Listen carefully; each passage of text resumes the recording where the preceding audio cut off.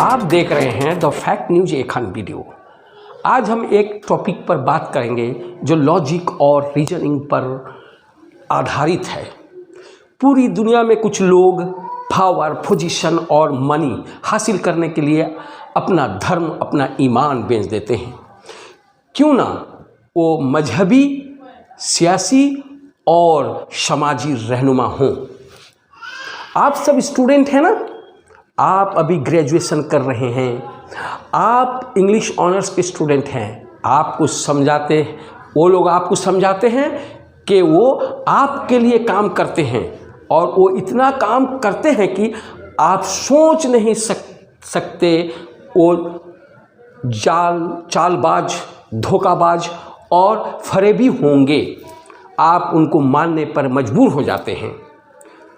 अगर कोई उनके खिलाफ जरा भी बात करे तो आप बर्दाश्त नहीं करते, क्योंकि आपके दिमाग को हाईजैक कर लेते हैं। जब सब्जेक्ट उनकी चिकनी चुपड़ी बात पर मोहित हो जाता है, वो खुद उनकी जाल में फंस जाता है और वहाँ से वो निकल नहीं सकता। फिर वो अपना उल्लू सीधा करने में कामयाब हो जाते हैं। आप जानते हैं, आप ही के रहनुमा नहीं चाहते थे कि आप पढ़ लिख कर आगे बढ़ें। वो नहीं चाहते थे कि आप उनकी बराबरी के हो जाएं और आपका नाम आसमानों पर लिख दिया जाए। क्या आप नहीं सोचेंगे? आप सोचेंगे, आपका आंख नम हो जाएगा। आप जानते हैं, जब अंग्रेजी हुकूमत यहाँ पर काबिज थी, उसी वक्त में एक लड़की तरु दत्ता, देखिए आप किताब खोलिए, तरु दत्ता 1861 में पैदा होती है। वो बंगाली परिवार की लड़की थी जो यूरोप जाती है, यूरोप में रहती है। फ्रांसीस जुबान में उसने कविता लिखती है। उसका पहला कविता ए सेप ग्लिंड इन फ्रेंच फील्ड, आप पढ़ के देखिए, मैं पढ़ा हूँ मॉन्टफेरी। कितनी खूबसूरत कविता वो फ्रेंच जुबान में लिखती है। फिर वो इंग्लैंड जाती है, वहाँ पर 2 साल रहती है, वहाँ पर उसने अंग्रेजी जुबान में कविता लिखती है। अगर ऐसी लड़की के बारे में आप पढ़ेंगे तो ये जान पाएंगे, उसे किड्स ऑफ इंडिया का लक़ब दिया जाता है। आप जॉन किट्स को जानते हैं, वो बहुत बड़े मशहूर राइटर हैं, उसका लक़ब दिया जाता है। इसी तरह सरोजिनी नायडू जो हिंदुस्तान में 1879 में पैदा होती है, हैदराबाद में पैदा होती है। उसे निज़ाम हैदराबाद भेजते हैं, बाहर ऊपर ले जाती है। किंग्स कॉलेज लंदन में पढ़ती है, क्रिटॉन कॉलेज कैम्ब्रिज में पढ़ती है। उसे नाइटिंगेल ऑफ इंडिया का खिताब मिलता है।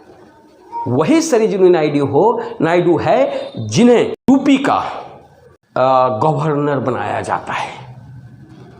फिर उसके बाद और एक राइटर का नाम आप पढ़े भी हैं, आप पढ़ी है, देखिए किताब खोल के, जिनका नाम है कमला दास, जिन्हें हम माधवी कुटी के नाम से जानते हैं, जो मलयालम पोएट है। और उसने अंग्रेजी में बहुत सारे पोइट्री यानी कि शेरो शायरी लिखती है।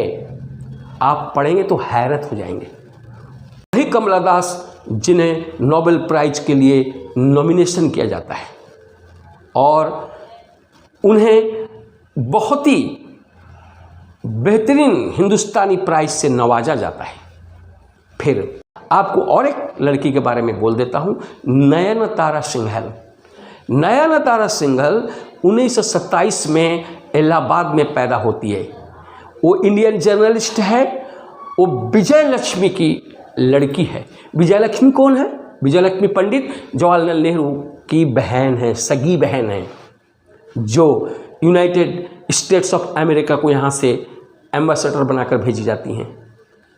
अब बहुत सारी लड़कियाँ, अनीता नैयर, किरण देसाई, मंजू कपूर, अनीता देसाई, सुष्मिता बनर्जी, अरुंधति रॉय को बुकर प्राइज मिलता है। अब आप ये कहेंगी कि ये सब बात मेरे सामने में क्यों कहा जाता है? क्योंकि आप सोचिए, जब इतनी लड़कियां एक बैरूनी मुल्क में पढ़कर बैरूनी जुबान में तहरीर करती हैं। आप अगर गूगल देखिएगा, खोलिए, देखिए तो हमारी लड़कियां कोई शेर व शायरी में नहीं है। क्या इन्हें पढ़ने रोक दिया गया या इकोनॉमिकली कंडीशन इतना हालात नहीं था कि उन्हें पढ़ाया जा सके? मैं कहूँगा उन्हें रोका गया, यानी कि तालीम की तरफ तवज्जो नहीं दिया गया। आज़ादी के बाद में भी तालीम की तरफ तवज्जो नहीं दिया गया। तालीम निस्वां का कोई बड़ा इदारा कायम नहीं किया गया। वो लोग नहीं चाहते थे कि आप पढ़ लिख कर उनके बराबर में आ जाएं। आप अगर उनके बराबर में आ जाएंगे तो उनकी बात को कौन सुनेगा? आप रीजन पेश करेंगे, आप लॉजिक पेश करेंगे, वो आपको बंद कर दिए। जबकि माँ को पढ़ना सबसे ज़रूरी है कि माँ घर में 24 घंटा रहती है जो बच्चों को तरबियत देगी, और माँ को सबसे ज़्यादा आगे पढ़ना था, लेकिन नहीं हुआ। उस वक्त के टाइम में है सिर्फ औरत नहीं बल्कि मर्दों पर भी ये कानून आयत था कि अगर आप अंग्रेजी पढ़ेंगे तो अंग्रेज हो जाएंगे। आज भी कुछ ऐसे मौलाना और इस तरह के अकाबिर भी हैं, वो कहते हैं कि अंग्रेजी पढ़ना सही नहीं, आज इस दौर में भी। तो तालीम का जो मेयार है उस वक्त से आज तक घटते चला गया। अच्छा, आप दिल में हाथ दे के देखिए, आप तो जाति भी हैं, आपके यहाँ पर तकरीर भी होता होगा, कहीं पर सच्चर कमेटी का रिपोर्ट के बारे में बातचीत होता है? नहीं होगा, क्योंकि वो नहीं चाहते हैं कि इस पर बात करके आपको उकसाया जाए, आपको मोटिवेट किया जाए। वो तो मानिए हमारे कुछ अकाबिर, और उनमें सर सैयद अहमद साहब हैं जिन्हें भला बुरा कहा गया, फिर भी वो दुनियाई तालीम को फ़रोग दिया।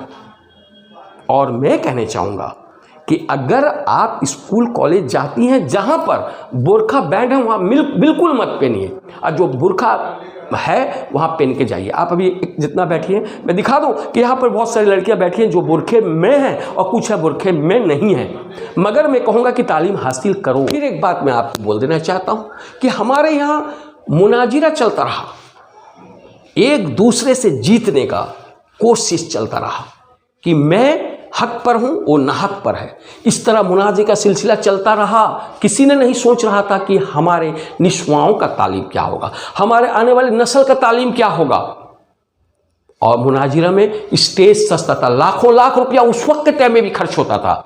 जो एक इनविजिबल थिंग्स पर मुनाजिरा होता है, कोई नहीं कह सकता दुनिया में कौन जन्नत में जाएगा कौन दोजख में जाएगा, लेकिन ये लोग फैसला करके छोड़ेंगे। और इस पर बड़े बड़े मौलाना बनते रहे। मदरसा में बनाया गया कि तुम जाके इस तरह बोलना सीखो, उनको जेर करो।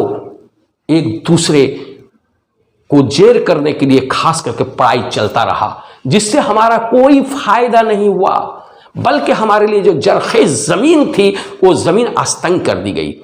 अगर वही रुपया जो ये लोग खर्च कर रहे थे, अगर उसको तालीम में खर्च किया जाता, लड़कियों के लिए खास करके बच्चियों के लिए बड़ा बड़ा मदरसा कायम किया जाता, उस वक्त में तालीम दिया जाता, तो आज ये नौबत नहीं आता।